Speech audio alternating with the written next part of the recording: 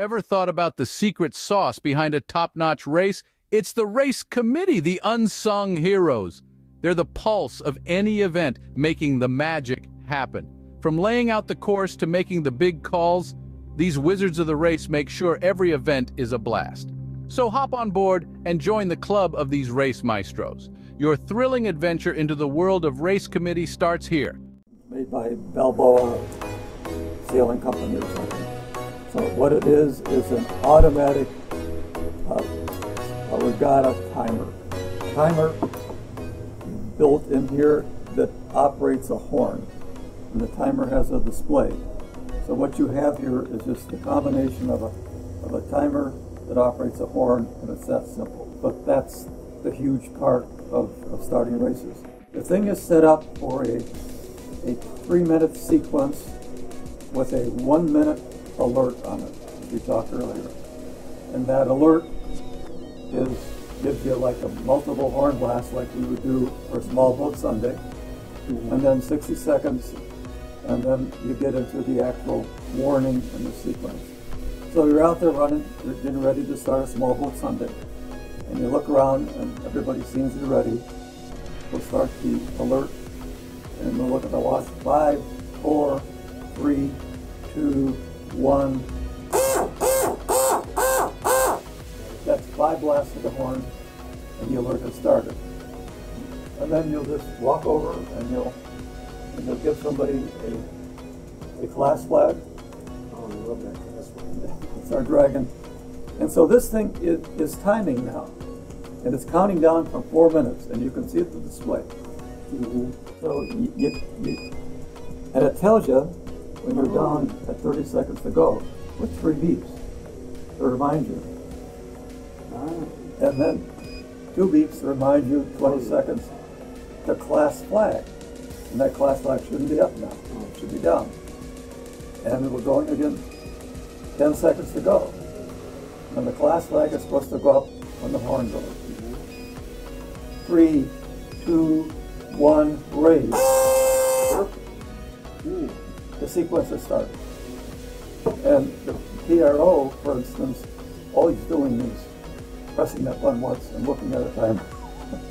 This frees you up to watch for over early. It does. It frees you up for a lot of things. And the thing keeps counting. And we're getting down to the prep flag, right? And it warns you that with a flashing P that the prep is next. And we heard 30 seconds. 5, 4, 3, 2, 1. That's the horn for the prep. And it's still counting down. So we have 60 seconds to go till the prep flag comes down in our 3-minute sequence. And it's got a P up there to remind you that you're in a prep flag mode. And so it'll do the same thing again. It'll beep again to remind you when there's 30 seconds to go. Beep, beep, beep. 20 seconds to go. 10 seconds to go. So we have 30 to go. The prep comes down. Prep down in 5, 4, 3, 2, 1. Prep down. And the neat thing is that even though we know that the race goes off the flags are the most important thing, right? Horn doesn't mean anything. The horn can misfire. It's all the flags. The reality is the sailors really just listen to the horn. You know, in a small boat Sunday, they just listen to the horn. And so this thing syncs the horn exactly. So now we're waiting on the class flag. 30 seconds, and then it's going to let you know, ready to go. So let's say something goes awry, and you got to put a postponement. Then you'll probably hit a horn. Do we need a horn on postponement? I don't recall. I don't think so. I haven't heard. AP flag up is always 2. I think you're the one. Yeah, it's 2 for up, 1 for down. The point is, I could stop this thing and do a reset, but anytime you reach for that horn, hit the horn, it doesn't care. There's a timer going, the horn goes off. So you can, in the middle of the sequence, you can abandon that race if you want, hit the horn, get your postponement up. The point is you've got control of it. It doesn't control you. What did you do to reset it? It looks like you hit the green button twice. There are only 3 buttons on here. So we have a start button, which doubles as a reset. So once it's going, once you've started it, and it's operating, if we need to abort that and start over, if you hold the green button in,